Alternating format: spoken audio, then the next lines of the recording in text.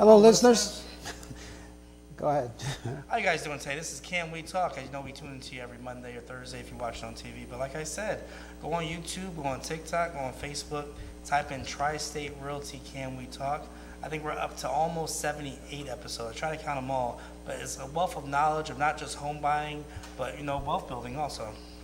Today we want to concentrate a little bit about home buying and home selling. More so on the home selling end, because Yes. now is a good time if you're out there and you're trying to consider or decide whether or not you should sell your home. We're going to give you tips today on one of the reasons or two of the reasons or maybe even more reasons as to why you should sell, and the advantages, more so the advantages as to how it can benefit you. I would say right now is a great time to sell. I mean, people say you're a realtor, you're always going to say that. No, I'm saying this particularly is a great time to sell because what we've seen is even with the higher interest rates we've had over last year, but people are still buying at, I'll say, these higher prices. And what the thing is, if you've been in a house since 2017, as soon as 2020, you've had some equity. If you check that app on your phone, I know you have Zillow, you have Redfin, although we say those app algorithms are a little bit off, I'll say they're somewhat accurate. But if you want a real CMA, give us a call. I've been in the business over 39 years, and I've seen ups and I've seen downs, Yes. and I've seen all kinds of different swings in the real estate industry. Now is a great time if you're looking to sell a property, because one of the things is the prices have risen over the years. Yes. And as the prices have gone up and risen over the amount of years, if you are in a driver's seat where you are a seller, you will max out and get the most money available for your home. A lot of times people will say, well, okay, what will I do after I sell my home? Where am I going to go? I'm going to give you some tips today as to some of the reasons why you can sell and how it can benefit you. For example, one of the reasons why people sell is that over the years I've sold to many people, their kids now have gone through college or left home, and you bought a house back, let's say 15, 20 years ago. And so maybe you have a raised ranch, maybe you got a colonial, maybe you got a big house, and now all of a sudden, there's not too many people living in that house. So The it's house just, is getting empty, and also a lot of stairs too. You may realize I'm walking up all these stairs up and down. That's a good one. I would say there's alternatives. You can have a ranch house. That's a one-level house. You walk in, got your kitchen, you got your living room, garage, everything on one level. About 3 stairs in the whole structure. Yeah, I get a lot of people that, sell because as you get older, the arthritis sets in, and, unfortunately in some situations people can't walk at all. They're in a wheelchair bound, or either they're not able to make it up the steps. You maybe have a one bathroom, and the one bathroom that you have in the whole house is upstairs, especially on the Capes. They have usually a bedroom downstairs, 2 bedrooms upstairs, and the bathroom is upstairs. So if you are, not able to climb up and down those steps, your bathroom is upstairs, so you can sell the house and then trade in and get yourself a ranch where everything is all on one level. You just walk in it. It's quality of life. Make your life a lot easier than having to go up and down the steps. That's a good reason, and excellent. I'm glad you brought that one up for selling your house. And you will actually make out, because with today's prices, you can sell the big house that you don't really need right now. And you're not only selling and making money in your pocket, but you're going to benefit because the taxes are going to be smaller on the smaller house. Yes. Taxes are based on the size of your house normally. So if you got a big 2,000 square foot colonial and you're selling that house, you're going to get top dollar because it's big. Maybe another family with children now want to come and replace you. Exactly. And you're going to go down from the 2,000 square foot to maybe all you need now is to, 1,200 square foot ranch, or a 900 square foot Cape, or maybe even a condo. I was going to say a condo. But also, a great thing about it is not only will your taxes be lower, your insurance will be lower because you'll be in a smaller house, I would say. Well, as far as the house you're living in now, you realize your taxes have gone up and your insurance have probably gone up in the last couple of years. Why not capitalize on that equity, sell the house, and then downsize to a smaller house? And what a lot of my clients do, like I tell everybody in every other episode, the average person lives in a house for 7 years, 7.5 years. Not saying that this downside house could be your forever house. Maybe you stay there for a couple of years and see how the market goes, because you're gonna have an advantage in the next market swing, because you should have some money saved up from your last sale. Well, another reason, like I said, you can go from the large house to the ranch or to the Cape or to the condo. The advantages of the condo, number one, you don't have to worry about cutting the grass anymore. Very true. Shoveling the snow. We just listed a really nice condo north end of Bridgeport, and it's a 2-bedroom with 2 full baths, jacuzzi, and parking space underneath the condo. You got a garage and an additional parking space, so you have plenty of parking. You've got your garage right at hand there. Yeah, central air too. So. And central air. So, you and the wife or whoever it may be, instead of having that big house, and usually those big houses are drafty. Yep. The heating bill, there's another thing. You're going to save money on your heating bill, because would you rather, heat 9 rooms or heat 4 rooms? So you're saving money on your heat, you're saving money on your taxes, you're saving money on your insurance, you're saving money on all of the cleanup and maintenance of the property. Yes. And when you're retiring or as you get older, that's extra money that you can take and go out and travel. Go a trip to Hawaii, go to the islands. Yes. Come back, everything's taken care of. You're not worried about when you're away who's cutting the grass, who's doing this, who's doing that. That extra money alone, if you like to take cruises, I don't like cruises, but if you like to take a cruise, hey, there you go. So there's a lot of advantages other than just saying, oh, sell my house. Why should I sell my house? Well, I just gave you a ton of reasons right there. And I have a lot of clients who actually sell their houses, and they are not from the United States originally. They go back to their home country and build a house, or they go out there and take advantages that they can use with the equity they've cashed in on to develop their own country. Yeah, and a lot of people, they moved into an area where prices are less. Connecticut, we're in Connecticut. We're broadcasting right now from Connecticut. Yes. And, Fairfield County is one of the wealthiest counties in the entire United States. Yes. You got Fairfield, you got California, you got New York, you got Boston. So we're in a county where it's, expensive to live. So if you sell your house and you move to, let's say, North Carolina, South Carolina, if you like to golf, that's the golfing capital of the world. South Carolina, you got Hilton Head, you got the resorts down there.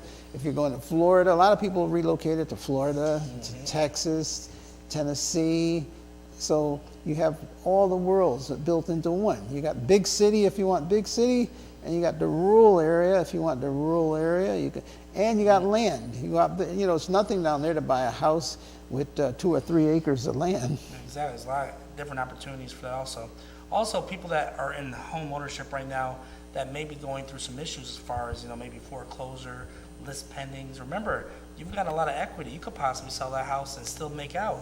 We have a lot of people that call us and say, well, I didn't realize my house is worth this much. Remember, get that free CMA. That's like the cost market analysis that we do for our clients.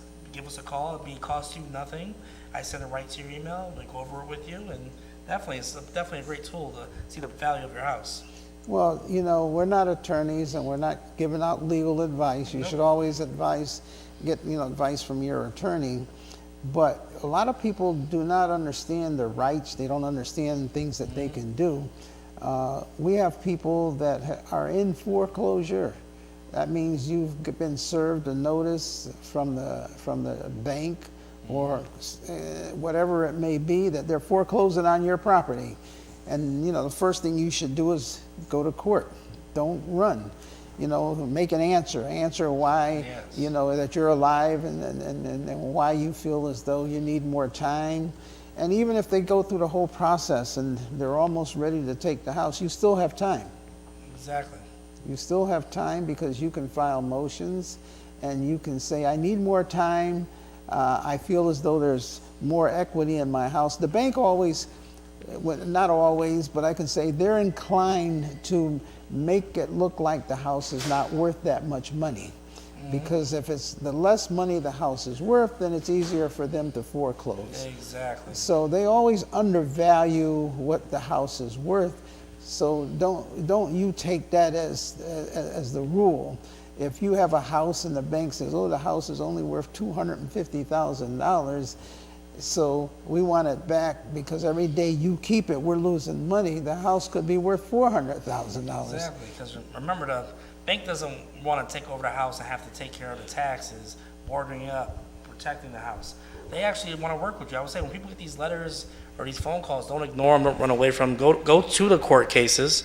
I would say some people avoid the court cases because by default you're admitting guilt, saying, oh, I can't afford the house. Remember, there's programs out there to restructure. Give us a call. We can point you to some local programs here in Bridgeport that can help you sit down with a counselor and possibly get your mortgage back on track, or possibly give us a call to sell the house.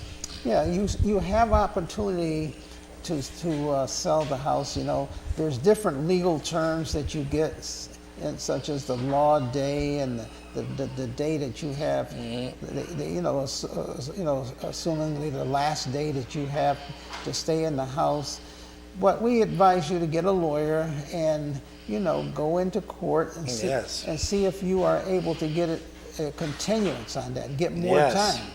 And you can say, okay, to the judge, my house is worth more money than what they are saying it's worth, and I'm sure that I can sell the house and have an opportunity to end up with the extra money. Remember, if you owe the bank $250,000, and if you sell it for $400,000, then that's an extra $150,000 minus expenses that you get to keep. Even after you do not have the house, you still can sell it for more than what it's actually being for. The bank is only going to be entitled to the money that you owe them. If you sell it for more, it's not like you did them a favor and they get a profit. Yeah, people don't realize that. Remember, your name is on the deed.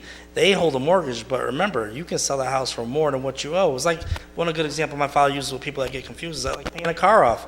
If you buy a car today, you pay half of it off in a couple of years, you can still sell that car and claim the equity. Pay off the loan and sell it for more than what you paid for it and move on to the next car. So you are able to end up with the equity in your pocket. Yes. I see so many people where they will do nothing, they get foreclosed on, and they have nothing left. We had a couple where we just sold their house. They were in foreclosure. Yes. And, it was two different people that owned the property, and they were facing getting nothing.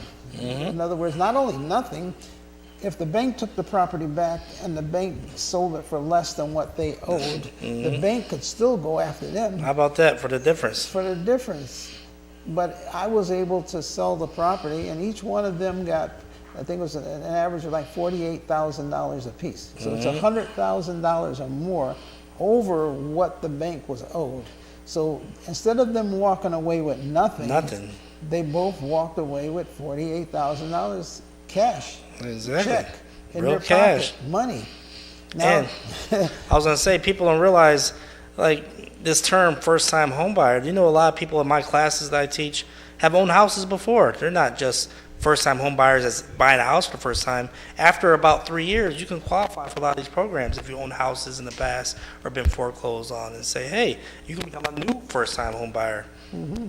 And it's easy to build up your credit. Yes. It's very, people say, oh, my credit's no good. It's so easy to build your credit up. If you sell the house and you've got extra money, you can go out and, first of all, pay off the debts that you have. That's number one. You have the foreclosure on your record, yes. But you can build up new credit by going out and getting what they call secured credit cards. I was saying secured credit cards. They don't check your credit. They don't check your job. They don't check, if you're alive, you're breathing, you got a social security number. It's your money, right? You're putting your money on the card. You give them $500, they give you a credit card for $500. They have no exposure because if you don't pay them back, they got the $500 in savings that you gave them. That's what I call it secured. They feel comfortable. It's secured. So you can, and then you get the credit card. Here's the best part. Once you get the credit card, you charge small items, maybe $50 here, $100 here, and then you pay it off right away because you have the money. And then they report to the credit bureau. When they report to the credit bureau, now you're building your credit up. So you're able to build your credit back up. I was going to also say with that, when you build your credit up, it gives you more opportunities, not just home buying. We tell people, like, what, it's July now, but I would say earlier in the year, a lot of people get tempted by these commercials, buy furniture, buy cars. What I say as we go into next year, start building your credit up. Don't be tempted, because once your credit goes up, you might start getting letters, solicitation, where people want you to take out day loans, all kinds of different products. Remember, when you go to buy a house, the higher the credit is going to give you more advantages to certain programs. One other thing I want to mention to everyone out there is this. If you are concerned about interest rates, and let's say you're selling your house. If you sell a house, the banks have the buy down. You can buy down the interest rate on your next house. Let's say the interest rate is 6%, okay? And you sell your house. And now you've got, let's say, $40,000, $50,000, $60,000 or more in your pocket. So you go and you apply for a mortgage. Let's say the interest rate is 6%. So let's say you give them an extra $4,000 and you put that into your account. They're going to give you an interest rate not of 6%. You might end up with a 5 or a 4% interest rate. So you can buy down the interest rate by giving the money to the bank, and they'll take that money and they will give you a lower interest rate. So don't be too concerned about the interest rate. It's another advantage and another reason why you should sell the house, and you get lower interest rate, you got money in your pocket, you got less bills, less expenses, less worry, and you know, you can enjoy your life. It's called the quality of life. What do you stay in there for? And you keep the house. You know, I hear a lot of people say, oh, I'm going to keep the house and keep the house and the family. And tell me if I'm wrong, how many people out there have seen this? You spend your whole life, you work your whole life, you buy the house, you build the house up, you fix it up. Now, all your money is going into the house. You just can't afford the mortgage, you just can't afford this, and you're struggling, and you get sick. If you get sick, remember, you end up being in a convalescent home where Title 19 kicks in, and they require that either you divest, get rid of all your money in the bank, your savings, you know, all your assets. Your assets, they come in and they, you know, again, I'm not giving legal advice on all of that, but what I've seen happen in a lot of cases is that people end up having to, you know, sell the house or either turn around and put it in with their relatives, and you can't go transferring everything at the last minute. They can't do it. You can't go transferring everything at the last minute. It has to be years, and I'll say, well, at least a year and a half in advance. More than that, I think it's 5.5 years. Might be 5. They're going to track those assets. They have what they call a look-back period. So if you got assets and you go transferring them out of your name because you now don't want the convalescent home or the medical facility to attach them, and you say to yourself, well, I'm not going to end up there. We never know what's going to happen. Never know. You can have a stroke, you can have a heart attack, and the other family members, you know, it's always nice. They're always talking about, don't worry, but they got jobs. A lot of them have jobs. Some They have gotta their work. own. They can't take care of you. Some have their own mortgages, and they just can't take on your mortgage or take on maintaining your household and their household. So you come to a situation where you might regret not selling the house or tapping into that equity somehow. So all of that equity and all of that savings and all of the things that you've done to put into that house, you end up losing. You end up losing because now it all goes down the drain. And in many cases too, let's say nothing happens and you want to leave the house to family members or you want to leave the house to your children.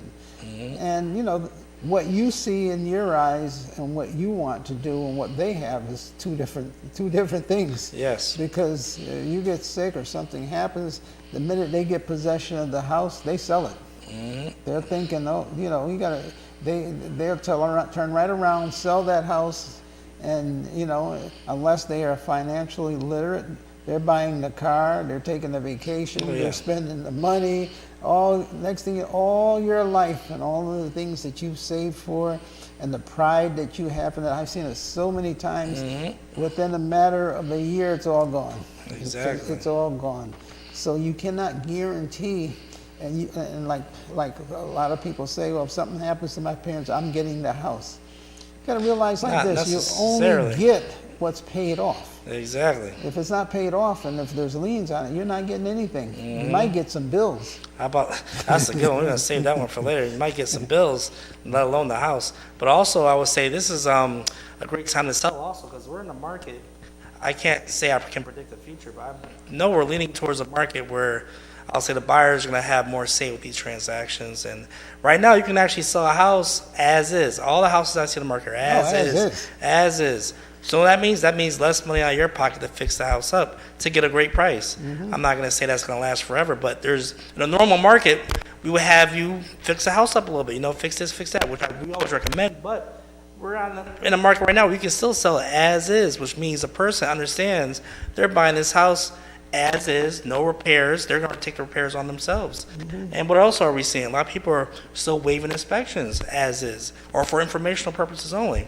So this is a great market to sell because we're still seeing that happen. But we can't say it's always going to be that way.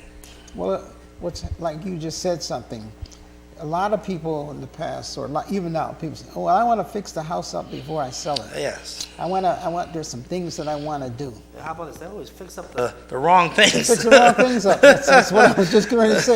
They Don't fix they? the wrong things. In other words, what you want to fix and what the buyer wants is two different things. Two different things. And in a lot of cases, the fixing up that you do hurts the sale of the property. Because I come in, and because let's say, for example, even today, for example, I went to look at a house today, and the gentleman said, "Oh, I need a new roof." And I says, "The roof leaking?" He said, "Nope." I said, "Well, what makes you think you need a roof?" He says, "Well, the roof has been up there for about 25 years." I looked up at the roof and I said, "Well, the bank is going to finance this house whether you put a new roof up there or not. Exactly. It's not leaking. It's 25 years old, but with FHA, the rule is I think the roof has to have at least 3 years of life left, Yes, 3 years. and it's not leaking." And I says, "And you don't have a lot of layers up there." I said, "Why would you go spend all of that money to put a new roof on a house just to sell it? It's going to cost you $10,000 or more to put a new roof up there." Exactly. Now, what sounds better? You spending all that money, or it could cost you more once they start ripping the roof apart, or leaving the roof as it is and reducing the price of the house by $3,000 or $4,000. Exactly. So therefore, you're eliminating all that work that you have to do, and you just reduce it. Use that money to negotiate the price of the house. Leave the roof the way it is. And I've seen so many houses where the new buyer comes in, buys a house, and the new buyer has a house all the years and sells it again, and no one's ever bothered to Same replace the roof. roof. Same roof. When the house is built. We see that a lot. And the thing is, some people, they get a house, they say, "I'm gonna fix this, fix that." And they realize, just like the previous homeowner, they left it as is also. Very true. Yeah, there's always a lot of good intentions. I'm going to do this, I'll do this. Then life comes along, and you're busy, and you're working, you're working, and you're working. You never get a chance to do.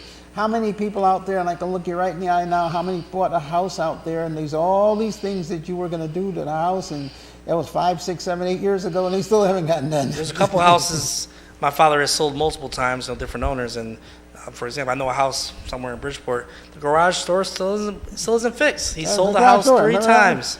And the people, every new owner gets it. They say they're going to fix it, but they never get around to They it. never got around to it. We drive by there all the time. We Yep. say, They say, "Hey, it covers the car. The rain doesn't touch it. We're happy." When are they going to fix that garage door? And the thing about it is when they were buying the house at that particular time, that was one of the things that the seller gave them a credit. How about The that? seller gave them money back towards the closing to fix the To fix roof. it. They just took the money, but they never fixed the door. Exactly. So I'm just saying, if you're using that reason, well, there's things I got to do to fix up in the house before I sell it, then don't use that as a reason. Matter of fact, what you should do is call us in and say, "Okay, what things should I fix and what things can I Yes. let go? What are the buyers looking for? What are the pertinent things? I remember years ago, people used to be painting. Oh, I want to paint the house I want to paint the rooms before I sell the house, Mr. Scott. And I say, okay. I said, looks okay to me. Back in those days, everybody used eggshell white. Yeah, That yeah. was the paint back in the day. A light a yellow, not yellow, but like eggshell, real vanilla color. that Now we're matched seeing everything. a lot of grays. Now everything is gray and silver. Gray and silver, a lot of that. Stainless steel appliances, I would say, are always a must. But the thing is, you hear these things, you think dollar signs. Remember, a lot of people can get refurbished stainless steel refrigerator, refurbished stove if you really want to replace it. You can make a kitchen look really nice for less than $1,000, less than $500. You would think that it would cost a lot. What I recommend also is you sweat equity, you doing some of these things yourself if possible, Yeah, don't versus hiring a contractor. Contractor's going to want to rebuild the whole house with you. Of course, you don't want to go doing all that. You never want to put any more money into the house than what you can get back Yes. in the sale. But like I was saying, back in the day, it was eggshell white. People would go and they'd paint, and I'd come back and they'd have if it's a girl's room, they have a pink room. Oh, yeah. The boys' room, the blue room. I look at the places, all checkerboard, square, all these different colors. I'm like, it's like, look at this, we painted. And I'm like, oh my God. I said, they just made this house, a lot harder to sell with all of these Exactly. colors in here. It's better to paint every room, paint them all the same color. Paint everything, now it's like that light gray that everybody loves. Light So, gray. people go through changes. We give you ideas. Call us up, we'll come out and we'll say, here's what you need to do. Curb appeal, number one. Clean up the front. Cut the grass. Does your plant mailbox work? A lot Yeah. of people have mailboxes that are leaning over, stuff like that. Plant some flowers out front. Flowers. That makes it, you'd be surprised. Planting $200 worth of flowers is better than putting a $10,000 roof. Oh yeah, because people don't realize in this market we're in, a lot of it is, I'll say, digital. I mean, a lot of our clients come from out of the state, New York, New Jersey, and they might go look at your house in the curb appeal. If there's flowers, if there's a brand new mailbox or a new painted mailbox, that might attract them to say, oh, that house, I mean, if they take that good care of the outside of the house, I can only imagine what the inside looks like. So it definitely gives you an advantage. Little tips like that. Sure. If you have a living room and a dining room, turn the dining room into an additional bedroom. Oh yeah. there What you looks go. better when you're selling your house? 3 bedrooms or 2 bedrooms? Take that dining room and convert it into, and it doesn't take much. Put a sheetrock on one wall or put a door in there, stick a closet in there, boom. You got 3-bedroom house now instead of a 2-bedroom house. You just increased your value by about $40,000. Very true. And it only costs you about $300. Exactly. Call us for those ideas. Definitely. As we end the episode, I just want to let everyone know, give us a call. No question is stupid. Some people say, I wanted to ask you, I didn't want to sound dumb. Nothing's dumb. That's right. Give us a call Yes. and we'll get you top dollar for your house. Yes. Until next week, God bless. Amen.